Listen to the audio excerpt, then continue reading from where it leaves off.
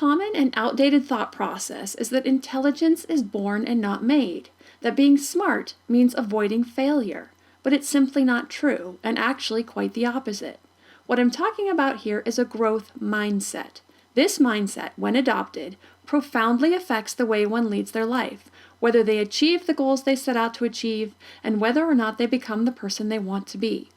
Research is showing that adults with a growth mindset do not pass this on to their children. It must be explicitly taught. It does not get passed on just by osmosis or being around a parent or teacher with a growth mindset. So that's what this class is about and why it's so important. This class will cover what a growth mindset is and how to teach our children to approach life with this understanding.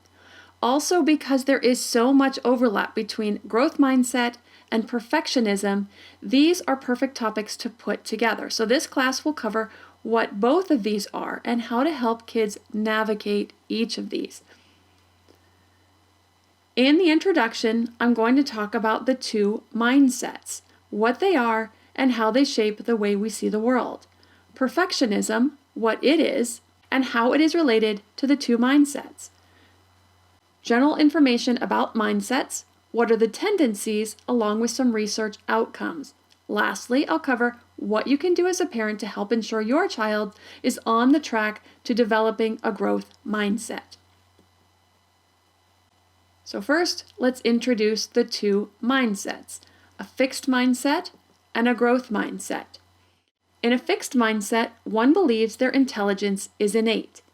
It's fixed and a matter of genetics, as well as inborn talents.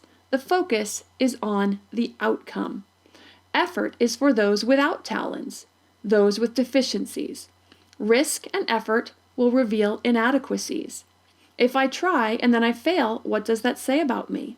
So if they don't get it right away, they don't try. With a fixed mindset, it means I'm less than those who succeed or do better than me. It becomes personal. I'm a failure. On the other side, our growth mindset people, they feel intelligence is fluid. It can improve with effort and knowledge. Effort brings accomplishment. They focus on the journey. They value what they're doing, tackling problems. The journey is deeply meaningful, so the effort is validated.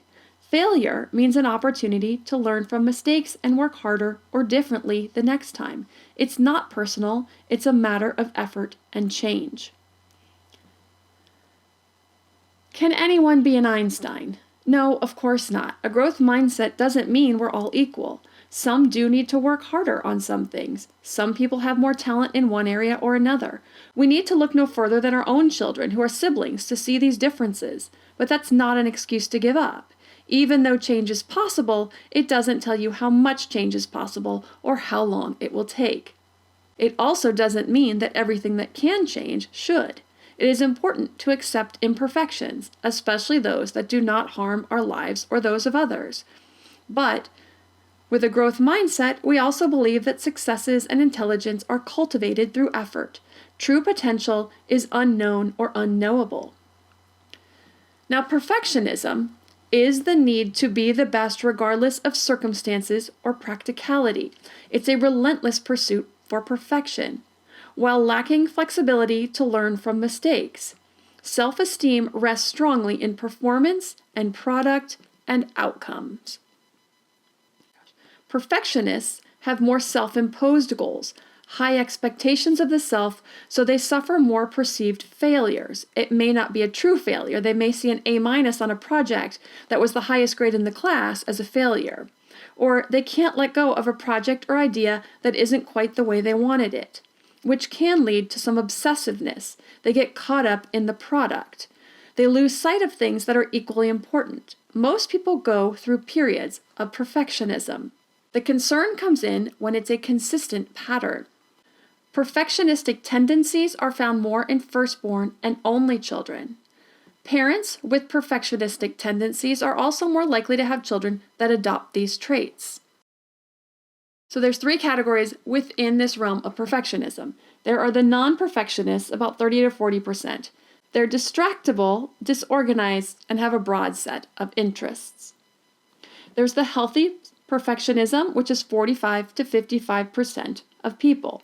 They're organized, they have high personal standards, they're agreeable, and conscientious.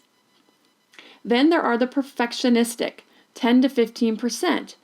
They perceive criticism when there may not be any. They have a fear of mistakes, they're anxious, disagreeable, so much so that these tendencies get in the way of the participation or enjoyment. So here are some tendencies for those in the perfectionistic category. Thanks so much for watching.